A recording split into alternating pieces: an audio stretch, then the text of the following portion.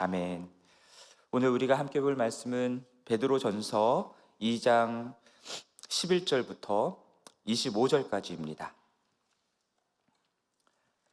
베드로전서 2장 11절부터 25절까지 말씀 우리 함께 교독하겠습니다. 사랑하는 자들아, 거류민과 나그네 같은 너희를 권하노니 영혼을 거슬러 싸우는 육체의 정욕을 제어하라.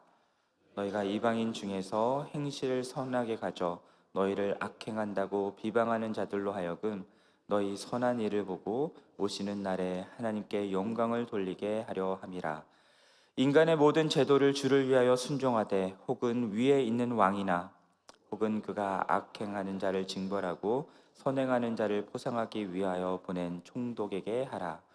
곧 선행으로 어리석은 사람들의 무식한 말을 막으시는 것이라.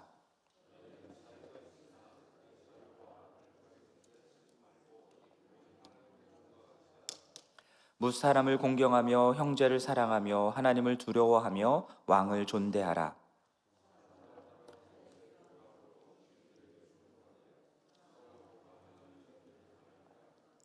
까다로운 자들에게도 그리하라. 부당하게 고난을 받아도 하나님을 생각함으로 슬픔을 참으면 이는 아름다우나 무슨 칭찬이 있으리요. 그러나 선을 행함으로 고난을 받고 참으면 이는 하나님 앞에 아름다우니라. 이를 위하여 너희가 부르심을 받았으니 그리스도도 너희를 위하여 고난을 받으사 너희에게 본을 끼쳐 그 자취를 따라오게 하려 하셨느니라.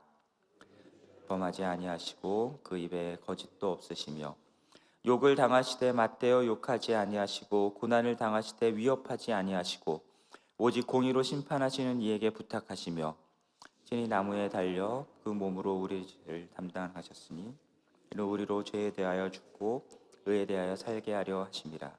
그가 채찍에 맞음으로 너희는 나음을 얻었나니. 함께 읽겠습니다. 너희가 전에는 양과 같이 길을 잃었더니 이제는 너희 영혼의 목자와 감독 되신 이에게 돌아왔느니라. 아멘. 자, 베드로전서 말씀을 계속 묵상하고 있습니다. 1장과 어제 본문이었던 2장 10절까지의 내용 속에서 베드로는 이 편지를 받는 소아시아 여러 곳에 흩어져 있는 이방인 그리스도인들이 그들의 정체성이 무엇인지, 그리고 그 정체성으로 말미암는 사명이 무엇인지를 분명하게 말씀합니다. 이방인이지만 예수 그리스도의 복음을 듣고 믿음으로 구원을 받은 그들은 누구라고 말씀하냐면, 구약에서 이스라엘이 그러했던 것처럼 그들 또한 택하신 족속이고 왕같은 제사장이고 거룩한 나라고 하나님의 소유된 백성이다라고 말씀합니다. 그래서 어제 이충효 목사님이 이러한 정체성을 한마디로 뭐라고 말씀하셨냐면 하나님의 것이다 라고 얘기를 했었죠. 하나님이 이 세상의 각 나라와 족속과 백성과 방언 중에서 택하여 자신의 것으로 삼으신 이 백성이 되었다라는 것입니다. 하나님이 거룩하게 구별하여서 하나님의 소유로 삼으셨을 뿐만 아니라 그 모든 민족들과 하나님 사이를 연결하는 제사장 나라의 사명을 이들에게 주셨다라는 것이죠.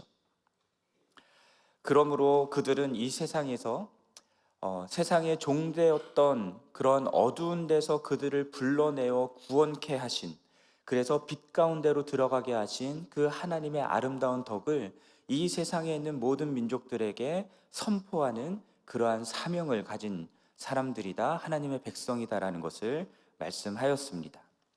자, 이렇게 그들이 구원받은 것과 그로 인하여 얻게 된 새로운 정체성 그리고 사명에 대해 말씀한 후에 이제 베드로는 그 정체성에 합당한 삶, 이로써 사명을 이루는 삶의 모습들은 구체적으로 어떠한 모습인가, 이것을 말씀하고 있는데요. 그것이 오늘 본문 11절 이후로 나오는 내용들입니다. 자, 오늘 본문 11절 말씀에서 베드로는 이 편지의 수신자들에게 사랑하는 자들아 라고 말하고 있습니다. 이 사랑하는 자들아 라고 얘기하는 것은요, 아주 특별한 관계를 갖고 있는 그런 내가 사랑하는 사람에게 쓰는 그런 표현들입니다. 자, 베드로도 이들을 사랑하기 때문에 이렇게 표현했겠지만 보다 궁극적으로는 그 사람들이, 이 편지를 받는 수신자들이 하나님의 소유로서 하나님의 사랑을 받는 그러한 사람들이다라는 의미로 지금 이렇게 부르고 있는 것입니다. 그리고 베드로는 이들을 거류민과 나그네와 같다라고 말씀하고 있죠. 1장 1절에서도 이 편지의 수신자들을 언급하면서 소아시아 여러 지역에 흩어진 나그네다라고 표현했었습니다. 그들이 왜 거류민과 나그네다라고 표현을 하냐면 그들은 예수 그리스도의 복음을 듣고 믿음으로 다시 태어나 더 이상 이 세상에 속한 자가 아니라 이 세상에서 건져내어 택함을 받은 거룩하게 구별하여 하나님의 소유된 백성이 되었기 때문입니다. 이러한 정체성을 가진 하나님의 것이 되었기 때문에 베드로는 이들이 지금 이 땅을 밟고 살고 있는 이 때를 잠시 머물다 가는 나그네의 때와 같다라고 얘기를 하고 있는 것입니다. 그렇게 이 세상에서 나그네로 사는 하나님의 백성이기 때문에 그렇기 때문에 어떻게 살라라고 얘기를 하냐면 오늘 본문에서 영혼을 거슬러 싸우는 육체의 정욕을 제어하는 삶을 살라라고 말씀하고 있습니다. 그리고 이것은 1장 13절부터 17절까지 나오는 내용들처럼 전에 하나님을 알지 못하던 때에 따르던 너희의 사욕, 너희의 죄된 욕망을 따르며 살지 말라는 것, 그것을 말하는 것입니다. 여러분, 예수 그리스도를 믿기 전에 우리는 누구를 따라 살았습니까? 영혼을 거슬러 싸우는 우리 육체의 정욕, 욕망을 따라 살았던 사람들입니다. 그래서 성경에서는 육신의 정욕과 안목의 정욕과 이생의 자랑이라고 이것들을 표현하고요. 이것들을 추구하며 살았던 죄인임을 말씀하고 있습니다. 그러나 이제 예수 그리스도를 믿어서 하나님의 가족이 되고 하나님께 속한 하나님의 백성이 되었기 때문에 이 세상에서는 잠깐 머물다가는 나그네의 때를 살고 있기 때문에 그렇기 때문에 이전과 같이 육신의 욕망을 따라 살지 말고 모든 행실에 있어서 그를 불러 거룩하게 구별하여 당신의 소유 삼으신 그 하나님처럼 거룩하게 살라라고 얘기를 하고 있는 것이죠. 예수 그리스도를 믿는다라고 하는 것은 우리의 삶의 주인이 바뀌는 것입니다. 소속이 바뀌는 것이죠. 시민권이 바뀌는 것입니다. 그렇기 때문에 우리가 따르며 사는 대상 또한 바뀌는 것입니다. 전에는 이 세상이 다였죠. 그렇기 때문에 내 욕망을 따라서 내 마음대로 내가 원하는 것을 추구하며 살았습니다. 선과 악을 구별하는 기준 또한 내가 좋은 것으로 정하며 살았습니다.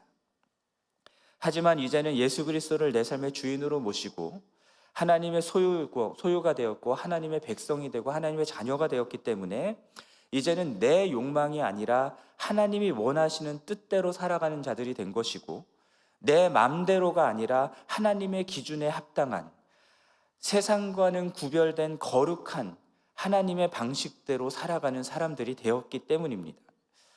이렇게 우리의 영혼을 거슬러 싸우는 육체의 정욕대로 살지 않는다라고 하는 이것을 12절 말씀에서는 이방인 중에서 행실을 선하게 가진다라는 것으로 표현하고 있습니다.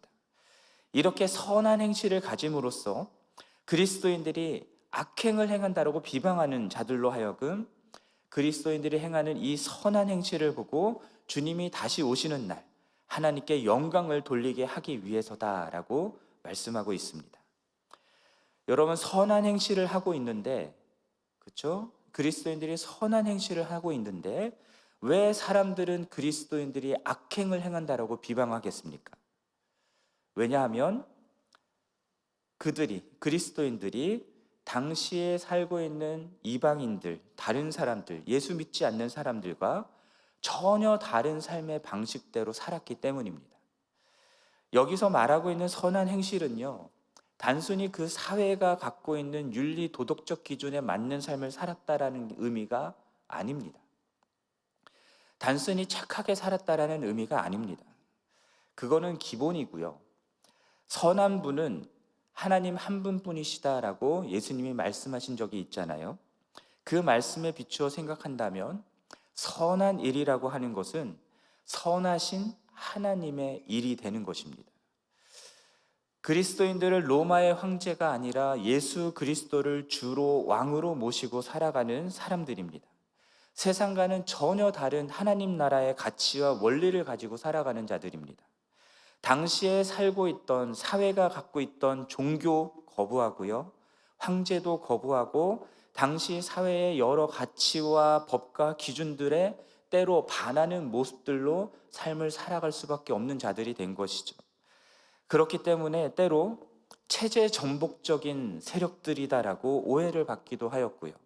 그래서 베드로전서가 쓰여진 네로 황제 때에 대화재에 이런 로마에 일어났던 대화재의 책임을 물어서 큰 박해를 받기도 하였었습니다. 그렇게 이 세상과는 전혀 다른 선하신 하나님의 일들을 이 세상 가운데서 행하는 그러한 삶을 살았기 때문에 세상은 이 사람들을 보면서 자신의 기준에 맞지 않는 자들, 즉 악행을 행하는 사람들이다라고 비방을 했던 것입니다. 그러나 결국에는 어떻게 됩니까? 그리스도인들이 행하는 그러한 선하신 하나님의 일들이 정말 선한 일이었다라는 것들을 알게 될 것이고, 그래서 하나님으로부터 말미암아서 그 일들이 이루어졌다라는 것을 알게 되는 날이 반드시 올 것이다라고 얘기하고 있는 것입니다. 주님이 다시 오시는 날 그런 일들이 일어난다라는 것이죠. 그날이 되면 그들 또한 어떻게 됩니까? 하나님께 영광을 돌리게 될 것이다라고 말씀하고 있습니다. 그러니까 그러한 비방을 받더라도 어떻게 살아야 된다라는 겁니까? 그날이 올 때까지 영혼을 거슬러 싸우는 육체의 정욕을 제어하는 이 세상과는 전혀 다른 선하신 하나님의 일들을 이루는 삶을 살아야 된다라는 것을 말씀하고 있는 것입니다. 13절부터 베드로는 그러한 선하신 하나님의 일들, 그런 것들이 구체적으로 어떤 것들인지를 설명하기 시작하는데요. 먼저는 13절부터 17절까지 해서 인간의 모든 제도에 순종하라라는 말씀을 하고 있습니다. 그러면서 왕이나 총독에게 순종할 것을 말씀하고 있습니다. 말씀드렸던 것처럼 당시 그리스도인들은 네로 황제 통치 때를 살고 있었습니다. 그 통치 아래에서, 네로 황제 통치 아래에서 적대적인 박해의 위협을 받고 있었습니다. 어차피 그리스도인들은 로마 황제가 아닌 예수 그리스도를 주로 모시고 살아가는 사람들이잖아요. 그러니 당시의 제도를 부정하고 불복하면서 새로운 체제를 일으켜야 된다라고 혁명을 일으키거나 할 만한데, 그런데 베드로는 오히려 그렇게 하지 말고 모든 인간의 제도, 왕과 총독에게 순종할 것을 권면하고 있습니다. 총독에 대한 묘사를 우리가 보아야 되는데요. 왕이 악행하는 자를 징벌하고 선행하는 자를 포상하기 위해 보낸 총독이다라고 말씀하고 있습니다. 그러니까 지금 베드로는 왕과 총독이 이 세상을 다스릴 때에 순기능에 초점을 맞추고 있다는 것을 알 수 있습니다. 로마서 13장에서도 바울이 이러한 의미로 모든 권세에 순종하라, 복종하라라고 말했던 것입니다. 물론 하나님 보시기에 악한 면들을 행하는 부분들이 분명히 있습니다만, 사회의 질서를 지키고 악인을 벌하고 선인을 포상하는 그러한 순기능적인 역할을 하는 왕과 총독의 그 역할에, 그 권위에 순종하는 것이 필요하다라는 것이죠. 그렇게 함으로써 어떻게 됩니까? 사회 질서를 유지하는 순기능에 그리스도인들이 동참하게 되는 것입니다. 이 세상에 속하지 않고 하나님께 속한 자유로운 자가 되었다고 해서 그들이 살고 있는 사회의 모든 가치들을 다 부인하고 그 질서와 권위를 무시하고 사는 그런 악행을 일삼아서는 안 된다라는 것이죠. 그러므로 그들에게 있는 자유로 어떻게 하랍니까? 자신들의 악을 정당화하는 데 사용하지 말고 악행하는 자를 벌하고 선행하는 자를 포상하는 그들의 그 왕과 총독의 권위에 순종함으로써 그리스도인들이 악행을 행한다라고 비방하는 어리석은 사람들의 무식한 말을 막으라는 겁니다. 그것이 하나님의 뜻이며 주님을 위한 일이 된다라고 말씀하고 있습니다.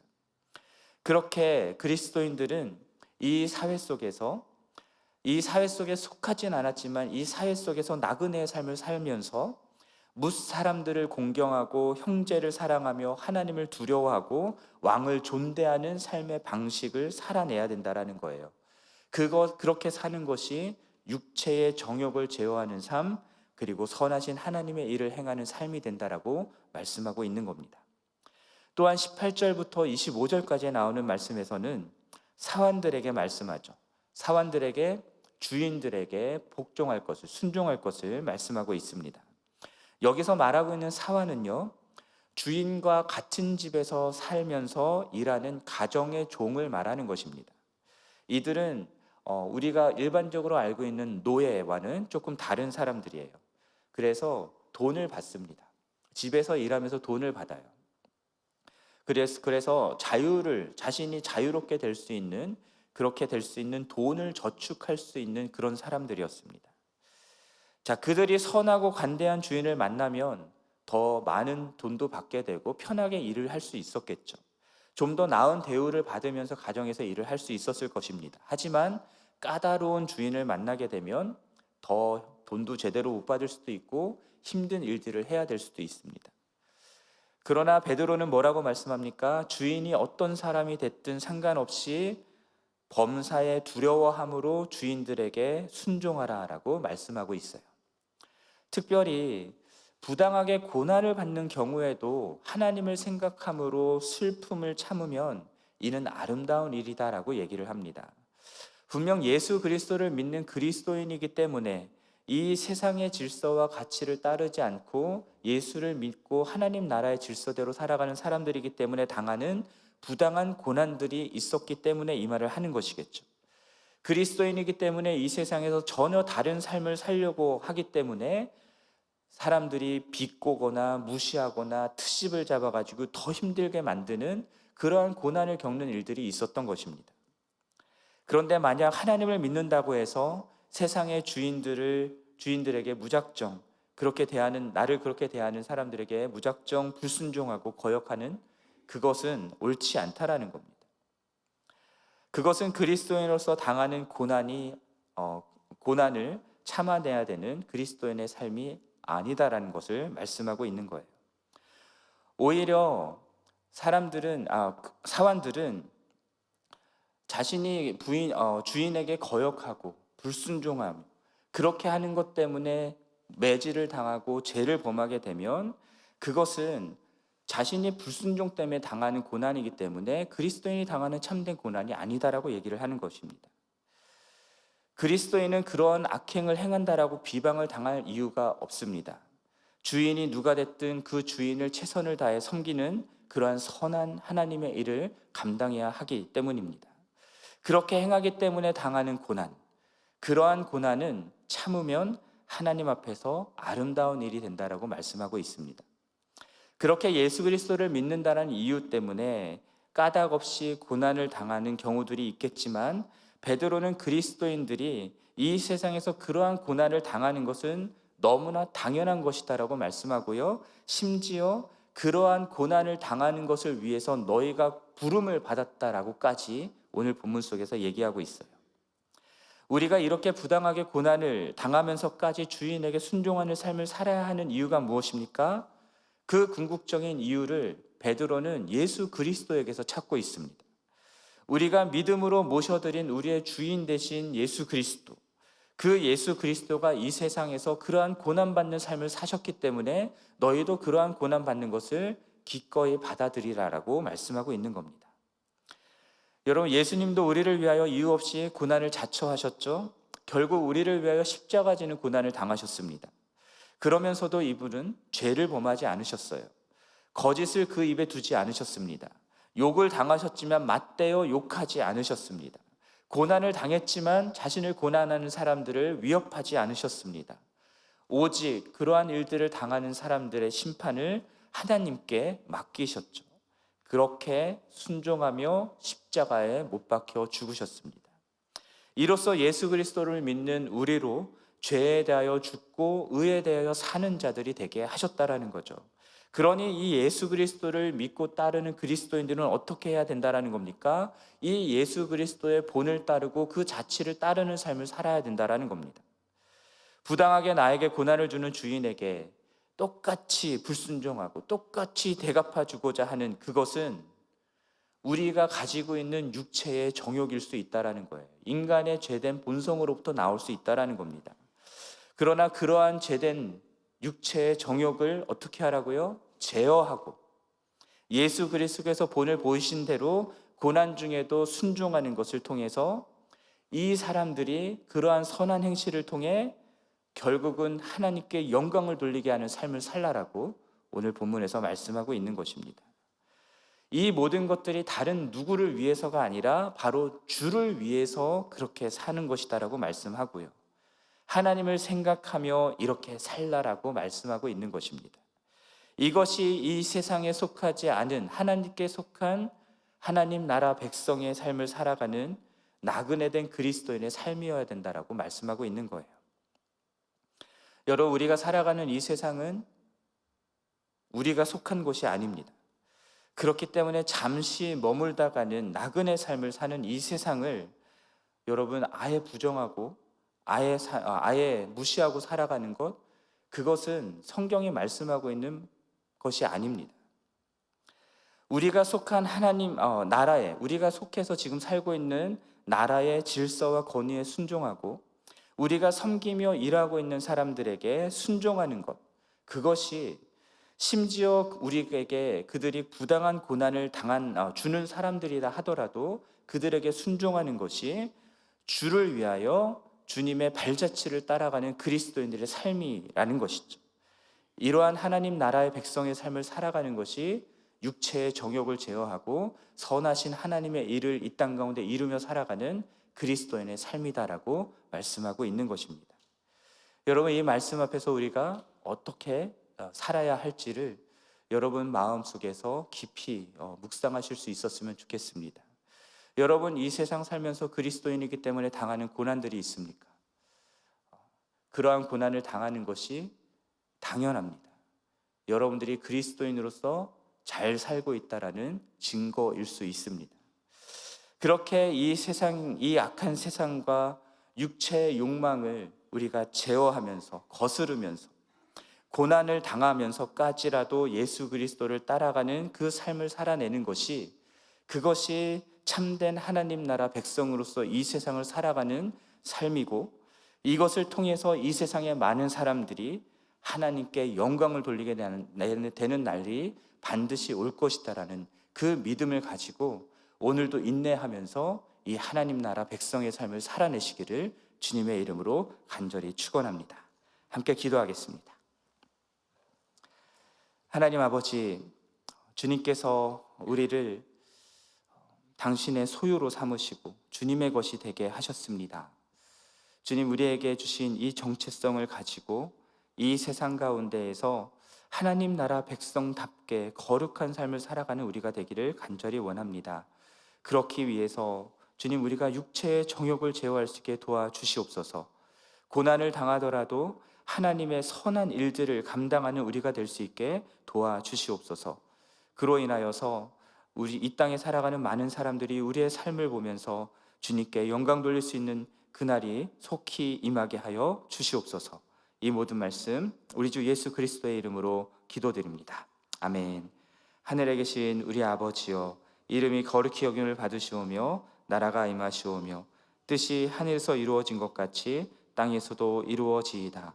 오늘 우리에게 일용할 양식을 주시옵고 우리가 우리에게 죄 지은 자를 사하여 준 것 같이 우리 죄를 사하여 주시옵고 우리를 시험에 들게 하지 마시옵고 다만 악에서 구하시옵소서. 나라와 권세와 영광이 아버지께 영원히 있사옵나이다. 아멘. 계속해서 개인적으로 기도하시고 돌아가시겠습니다.